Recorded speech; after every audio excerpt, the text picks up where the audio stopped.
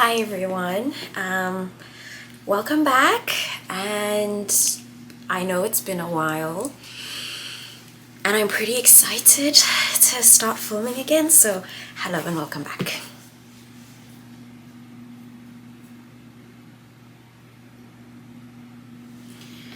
So today's just gonna be, today's just gonna be a regular like chit chat. I'm gonna do my makeup as I've been doing it most recently, and then just like a life update. I'm just taking off my rings. Look at that. Can you see it? So the pearl ring is what I call is my travel ring, and then this ring is my interim wedding band. So one major life update is that I got married recently. I'm just putting on MAC strobe cream as my primer. It's winter and my skin gets super dry in the winter, and this strobe cream has hyaluronic acid in it, which is really great for your skin if it's just dry, and it's also helpful for like makeup adhesion. But anyway, I got married recently. I did not have a wedding, which I'm actually fine with. I, as a little girl, always dreamt of having a wedding, but you know, now that I've grown up, I'm like 29, and I've just realized like literally the money we would spend on a wedding, I would rather keep that money for like savings, or I'd rather use that saved up money for a house or like a big investment purchase. Not because weddings aren't important. I think they're extremely important, and it's totally fine. Like, if that's something that you want for yourself. It's just for me, when I looked at like what a wedding would cost and where I'm at in my life, it just doesn't make sense right now. But one thing I'm like so aware of, I actually saw this on an episode of Blackish, where I'm just like moving to the side to grab my makeup because it's all on the side. Next is my Fenty skin tint. But anyway, I was watching an episode of Blackish, and there was an episode where Beau and Dre renew their vows. And that was really great to see for me, because it kind of reminded me that like literally being married means you have time. You know, I have my whole life with my husband, and a single wedding isn't what determines like a good marriage. I've been reading a lot of wedding books and stuff like that, and I do think a common misconception, or at least I think it was The Allure of the Lavish Wedding, I think it was these writers who said this, that like sometimes brides can confuse a good wedding with a good marriage, and they truly are not the same thing. You know, a marriage is every single day I wake up next to this person, I have dinner with this person, I share dreams with this person. And a wedding is one day, a special day, but one day, and that doesn't determine your marriage in any way, shape, or form. But anyway, back to the rings. So when I got engaged, we were waiting for our rings to be made. We'd had our rings made by our family jeweler in South Africa, and we could not wait for like the rings to come in. So my now husband proposed to me with the pearl ring, which I love. And then from there we waited for my engagement ring to come in. He proposed with it because like we couldn't wait to get married, you know what I mean? We knew the ring was coming, we knew we wanted to get married, so we were just like, whatever, let's just like do it. It was so precious. It was just me and him. We did it we were staying at a family friend's home whilst we were in South Africa. So that's where we got engaged, which means that's a place we can like go back to, you know, which is really meaningful to me. And I'm actually really happy that it was a private moment between him and I. As much as I love the internet, I always want to be careful to like manage the line between what I want to keep personal and private and to myself and what I want to put out there. And this is, I think, applicable to almost anyone with a cell phone. You kind of have to decide what you're willing to share about yourself and your life and what you want to keep hidden and for yourself. But anyway, so the Baroque ring is my travel ring, meaning when I'm flying or if I'm in a new country, that's the ring that I'm going to wear. Just because, like with my engagement ring, you know, I have a routine. There's a specific place where when I take it off at night, I put it down. I know where in my routine I put it on after I get ready. And when you're in a new country, that routine changes.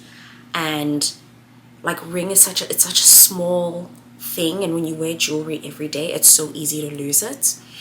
So I just don't even want to take that risk when I'm in a new country. And similarly, when I'm flying, because so much is happening when you fly. You're going through TSA, you're taking off shoes, you're taking off jackets, you're unpacking bags. And what you don't want to do is take off your ring and put it in those search bins and then literally forget because you're so all over the place with everything else. That's literally like my worst my worst fear would be to lose my ring because it's so precious to me. So I just used my pearl ring. So I got it at Pandora, and it's a Baroque pearl, which means it's not like a perfect, there we go, which means it's not like a perfect pearl. It's like edgy, and then the ring itself too has a slightly more organic shape. And my interim wedding band is this. Can you see that? It has a wave. And we chose it because my husband studies, his specialty is in ocean sciences. Well, rather he jumps between specialty. At first he was studying like sand and sand movement and understand how sand and wind interact with each other. I'm not like, he got his PhD in science, so like he's a doctor of this shit. He can explain it much better than I can. But anyway, yeah, he now studies oceans, and he used to be a surfer, and so that wave band just, it was perfect. It was perfect. It was such a perfect like representation of him. But anyway, so the wedding band is also from Pandora, and that's what I'm going to be using until I can go back to my home country of South Africa and have our family jeweler make it. I really love the work that he's been able to do. He truly is like excellent at what he does. And literally when I go back, I want do you see my earrings? I have a pearl and then this and then that. I literally want all of these remade with real diamonds. This is just cubic zirconia. And actually the place that I got the idea for like an interim ring was from Adrienne Bailon. She was traveling and didn't want to travel with her ring because obviously her ring was quite expensive. And so she had a cubic zirconia ring made that is an exact replica of the ring her husband gave her. And that's where I got the idea. And also like Vogue has also written articles about like having travel rings. Some women prefer exact replicas so that they can like make really cool outfits, and if they take like photos, it's like their ring that shows up in the photos. On the other hand, I think I like the variety that it gets because I do have an actual diamond ring. I do. I'm not gonna say carats. It's a pear cut and it's a solitaire design. I'm not gonna say any more than that. I'm actually making a bridal magazine, but it's been a bit of a creative challenge because how do you make a bridal magazine when you didn't have a wedding, you know? So it's been like a fun creative challenge to figure out, because sometimes I think like consumerism has become so attached with that wedding period, you know, and the period of like engagement leading up to the wedding, that in like normal culture, how do you know you're getting married if you're not spending the money that getting married requires you to spend, like bachelor parties and dresses and all of these things. And so for me, the magazine is kind of a way for me to know that no, I had a getting married phase. I just didn't necessarily spend money in the same way I did spend money. You know what I mean? But just like, I spent a lot of my money on books, on preparing for my trip to Vegas with my husband, that kind of thing.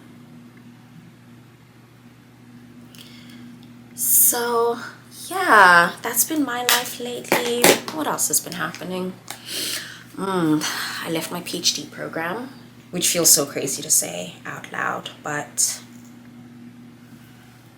okay, let's just do that. Yeah, I left my PhD program.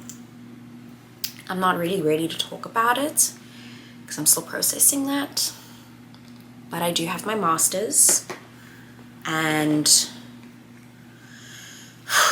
I don't know how to explain it, but I'm still processing what it means to have a master's, especially when the goal was to have a PhD. And I think I'm working really hard to remember that a master's degree is a big deal. Like, it's not small potatoes. I worked really, really hard for that fucking piece of paper. Yeah.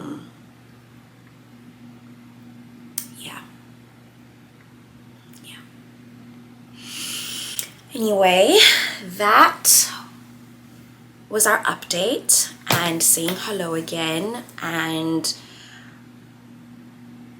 here's to being brave and doing our best. Thank you so much for watching. I really do appreciate the time that you're willing to spend with me, and I will see you guys next time.